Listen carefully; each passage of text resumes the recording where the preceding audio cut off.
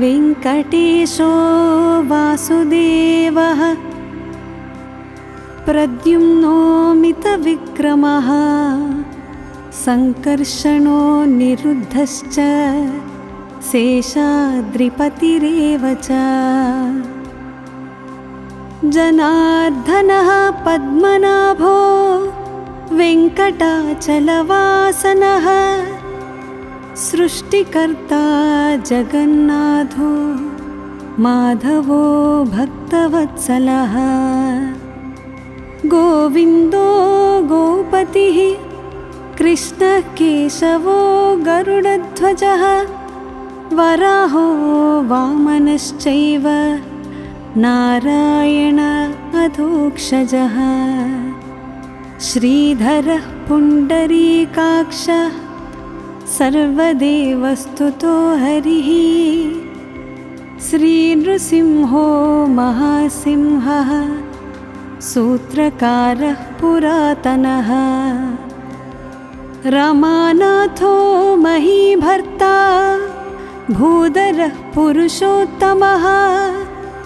चोलपुत्रप्रियः शान्तो ब्रह्मादीनां वरप्रदः श्रीनिधिः सर्वभूतानां भयकृद्भयनाशनः श्रीरामो रामभद्रश्च भवबन्धैकमोचकः भूतावासो गिरिवासः श्रीनिवासः श्रियः पतिः अच्युतानन्तगोविन्दो विष्णुर्वेङ्कटनायकः सर्वदेवैकशरणं सर्वदेवैकदैवतं समस्तदेवकवचं सर्वदेवशिखामणिः इतीदं कीर्तितं यस्य विष्णोरमिततेजसः त्रिकाले यः पठेन्नित्यं पापं तस्य न विद्यते राजद्वारे पठेद्घोरे सङ्ग्रामे रिपुसङ्कटे भूतसर्पपिशाचादि भयं नास्ति कदाचन अपुत्रो लभते पुत्रान् निर्धनो धनवान् भवेत् रोगार्तो मुच्यते रोगात् बद्धो मुच्येत बन्धनात् यद्यदिष्टतमं लोके तत्तत् प्राप्नोत्यसंशयः ऐश्वर्यं राजसम्मानं भुक्तिमुक्तिफलप्रदम् विष्णोर्लोकैकसोपानं सर्वदुःखैकनाशनं सर्वैश्वर्यप्रदं नॄणां सर्वमङ्गलकारकं मायावी परमानन्दं त्यक्त्वा वैकुण्ठमुत्तमं स्वामी पुष्करिणीतीरे रमया सह मोदते कल्याणाद्भुतगात्राय कामितार्थप्रदायिने श्रीमद्वेङ्कटनाथाय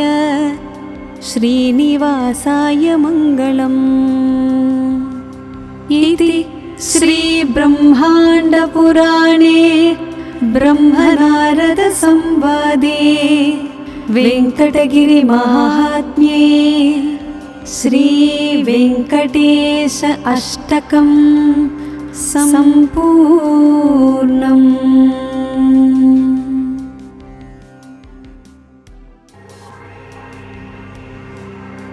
वेङ्कटेशो वासुदेवः प्रद्युम्नो मितविक्रमः सङ्कर्षणो निरुद्धश्च शेषाद्रिपतिरेव च जनार्दनः पद्मनाभो वेङ्कटाचलवासनः सृष्टिकर्ता जगन्नाथो माधवो भक्तवत्सलः गोविन्दो गोपतिः कृष्णः केशवो गरुडध्वजः वराहो वामनश्चैव नारायण अधोक्षजः श्रीधरः पुण्डरीकाक्षः सर्वदेवस्तुतो हरिः श्रीनृसिंहो महासिंहः सूत्रकारः पुरातनः रमानाथो महीभर्ता भूधरः पुरुषोत्तमः चोलपुत्रप्रियः शान्तो ब्रह्मादीनां वरप्रदः श्रीनिधिः सर्वभूतानां भयकृद्भयनाशनः श्रीरामो रामभद्रश्च भवबन्धैकमोचकः भूतावासो गिरिवासः श्रीनिवासः श्रियः पतिः अच्युतानन्तगोविन्दो विष्णुर्वेकण्ठनायकः सर्वदेवैकशरणं सर्वदेवैकदैवतं समस्तदेवकवचं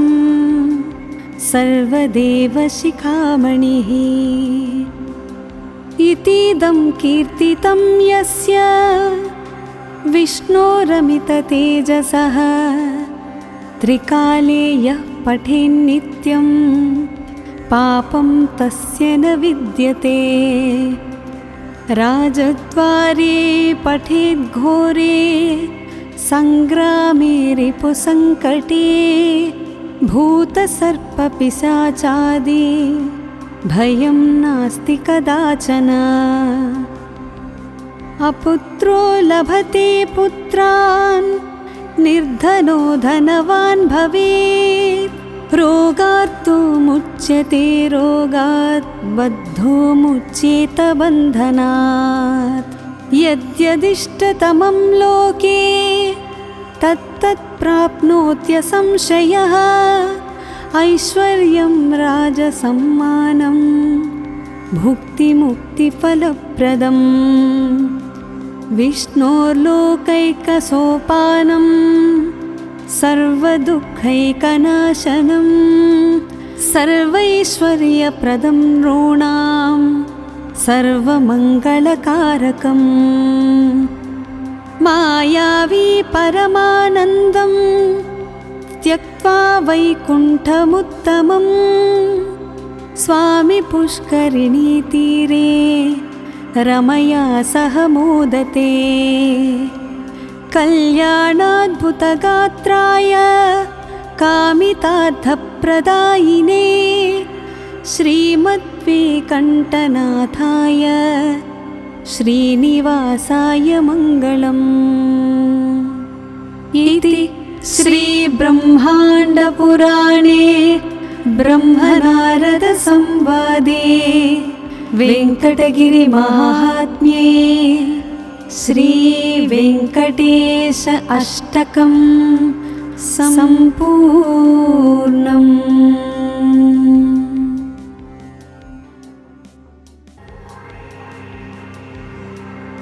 वेङ्कटेशो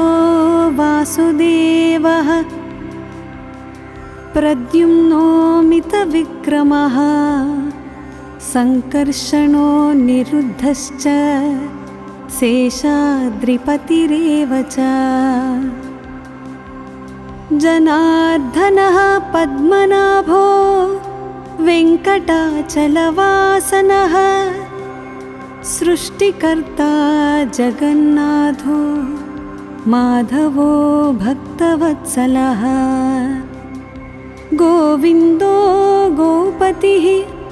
कृष्णः केशवो गरुडध्वजः वराहो वामनश्चैव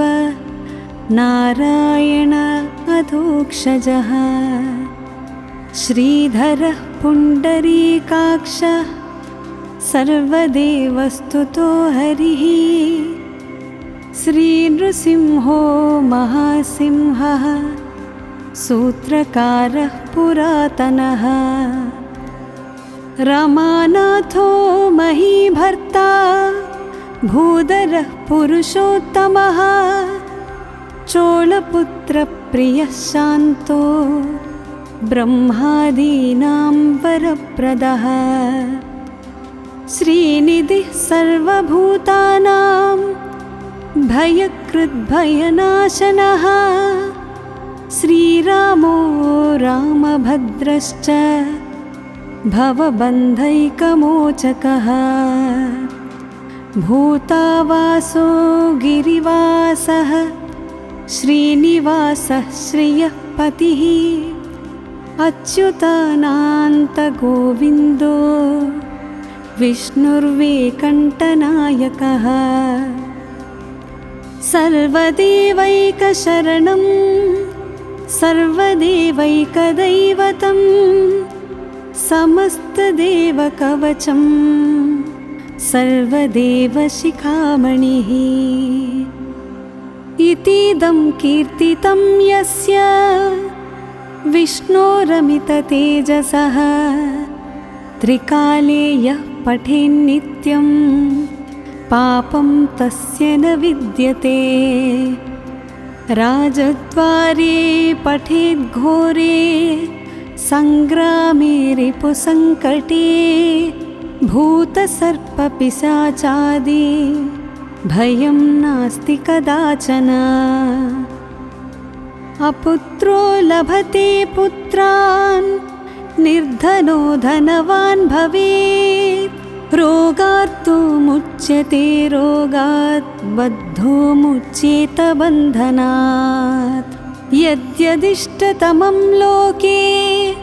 तत्तत् प्राप्नोत्यसंशयः ऐश्वर्यं राजसम्मानं भुक्तिमुक्तिफलप्रदम् विष्णोर्लोकैकसोपानं सर्वदुःखैकनाशनं सर्वैश्वर्यप्रदं नॄणां सर्वमङ्गलकारकम् मायावी परमानन्दं त्यक्त्वा वैकुण्ठमुत्तमं स्वामी पुष्करिणीतीरे रमया सह मोदते कल्याणाद्भुतगात्राय कामितार्थप्रदायिने श्रीमद्वेकण्ठनाथाय श्रीनिवासाय मङ्गलम् इति श्रीब्रह्माण्डपुराणे ब्रह्मनारदसंवादे वेङ्कटगिरिमाहात्म्ये श्रीवेङ्कटेश अष्टकं सम्पूर्णम्।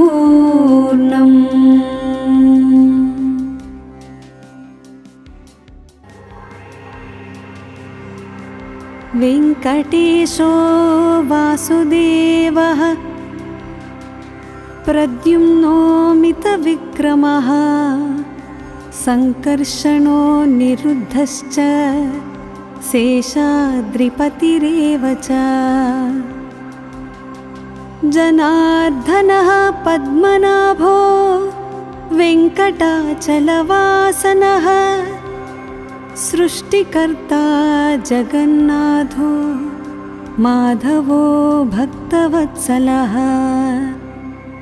गोविन्दो गोपतिः कृष्णः केशवो गरुडध्वजः वराहो वामनश्चैव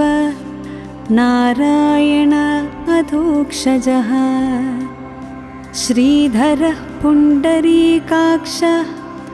सर्वदेवस्तुतो हरिः श्रीनृसिंहो महासिंहः सूत्रकारः पुरातनः रमानाथो महीभर्ता भूधरः पुरुषोत्तमः चोलपुत्रप्रियः शान्तो ब्रह्मादीनां वरप्रदः श्रीनिधिः सर्वभूतानां भयकृद्भयनाशनः श्रीरामो रामभद्रश्च भवबन्धैकमोचकः भूतावासो गिरिवासः श्रीनिवासः श्रियः पतिः अच्युतानन्तगोविन्दो विष्णुर्वेङ्कटनायकः सर्वदेवैकशरणं सर्वदेवैकदैवतं समस्तदेवकवचं सर्वदेवशिखामणिः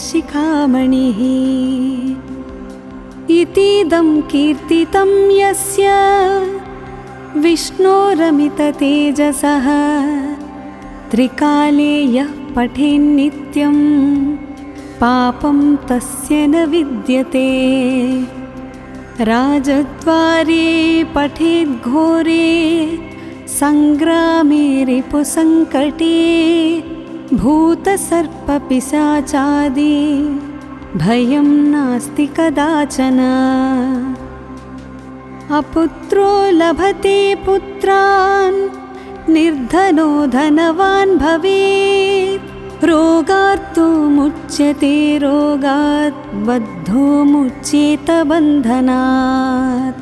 यद्यदिष्टतमं लोके तत्तत् प्राप्नोत्यसंशयः ऐश्वर्यं राजसम्मानं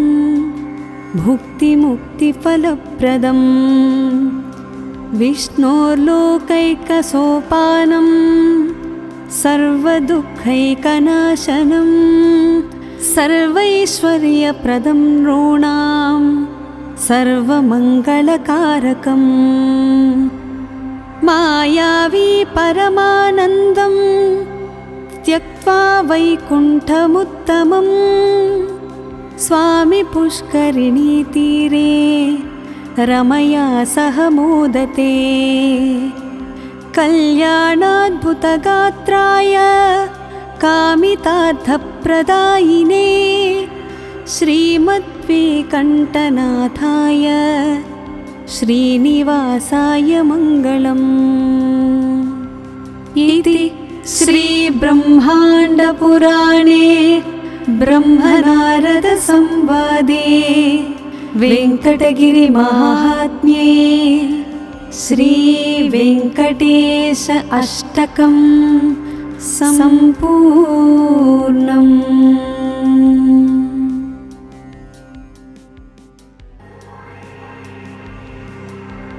वेङ्कटेशो वासुदेवः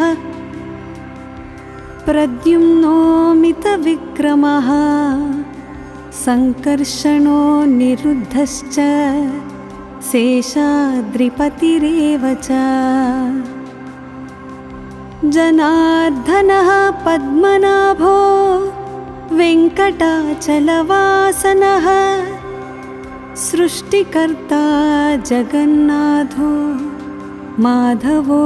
भक्तवत्सलः गोविन्दो गोपतिः कृष्णः केशवो गरुडध्वजः वराहो वामनश्चैव नारायण अधोक्षजः श्रीधरः पुण्डरीकाक्षः सर्वदेवस्तुतो हरिः श्रीनृसिंहो महासिंहः सूत्रकारः पुरातनः रमानाथो महीभर्ता भूधरः पुरुषोत्तमः चोलपुत्रप्रियः शान्तो ब्रह्मादीनां वरप्रदः श्रीनिधिः सर्वभूतानां भयकृद्भयनाशनः श्रीरामो रामभद्रश्च भवबन्धैकमोचकः भूतावासो गिरिवासः श्रीनिवासः श्रियः पतिः अच्युतानन्तगोविन्दो विष्णुर्वेङ्कटनायकः सर्वदेवैकशरणं सर्वदेवैकदैवतं समस्तदेवकवचं सर्वदेवशिखामणिः इतीदं कीर्तितं यस्य विष्णोरमिततेजसः त्रिकाले यः पठेन्नित्यं पापं तस्य न विद्यते राजद्वारे पठेद्घोरे संग्रामे रिपुसङ्कटे भूतसर्पपिशाचादि भयं नास्ति कदाचन अपुत्रो लभते पुत्रान् निर्धनो धनवान् भवेत् रोगार्तो मुच्यते रोगात् बद्धो मुच्येत बन्धनात् यद्यदिष्टतमं लोके तत्तत् प्राप्नोत्यसंशयः ऐश्वर्यं राजसम्मानं भुक्तिमुक्तिफलप्रदम् विष्णोर्लोकैकसोपानं सर्वदुःखैकनाशनं सर्वैश्वर्यप्रदं नॄणां सर्वमङ्गलकारकम् मायावी परमानन्दं त्यक्त्वा वैकुण्ठमुत्तमं स्वामी पुष्करिणीतीरे रमया सह मोदते कल्याणाद्भुतगात्राय कामितार्थप्रदायिने श्रीमद्वेङ्कटनाथाय श्रीनिवासाय मङ्गलम् इति श्रीब्रह्माण्डपुराणे ब्रह्मनारदसंवादे वेङ्कटगिरिमाहात्म्ये श्रीवेङ्कटेश अष्टकं सम्पूर्णम्।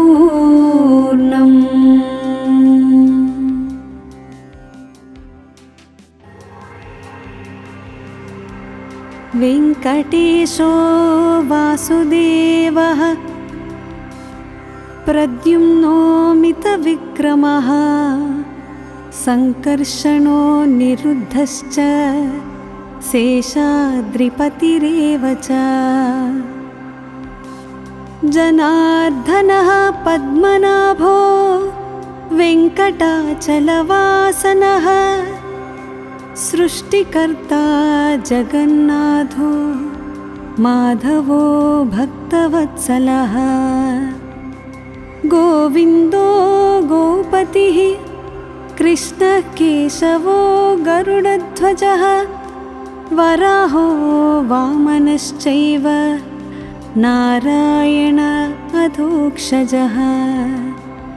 श्रीधरः पुण्डरीकाक्षः सर्वदेवस्तुतो हरिः श्रीनृसिंहो महासिंहः सूत्रकारः पुरातनः रमानाथो महीभर्ता भूधरः पुरुषोत्तमः चोलपुत्रप्रियः शान्तो ब्रह्मादीनां वरप्रदः श्रीनिधिः सर्वभूतानां भयकृद्भयनाशनः श्रीरामो रामभद्रश्च भवबन्धैकमोचकः भूतावासो गिरिवासः श्रीनिवासः श्रियः पतिः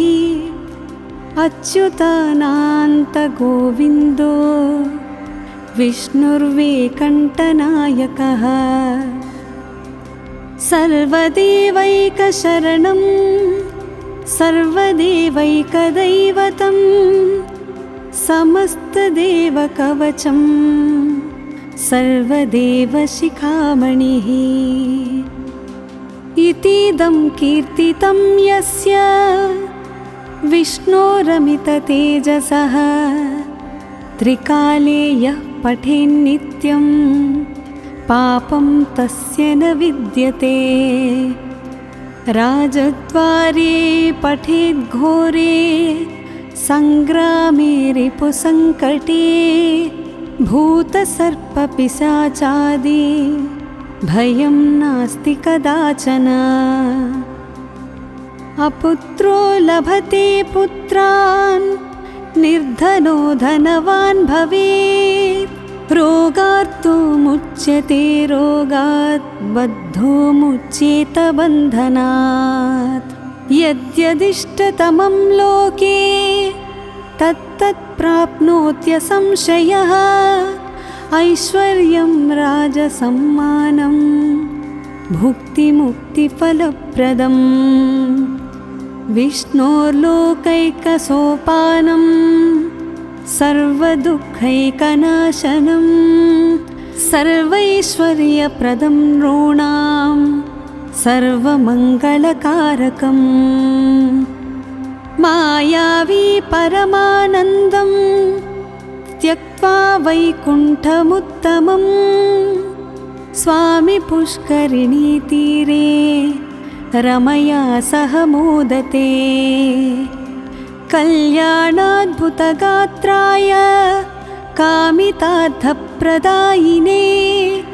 श्रीमद्वेङ्कटनाथाय श्रीनिवासाय मङ्गलम् इति श्रीब्रह्माण्डपुराणे ब्रह्मनारदसंवादे वेङ्कटगिरिमाहात्म्ये श्रीवेङ्कटेश अष्टकं सम्पूर्णम्।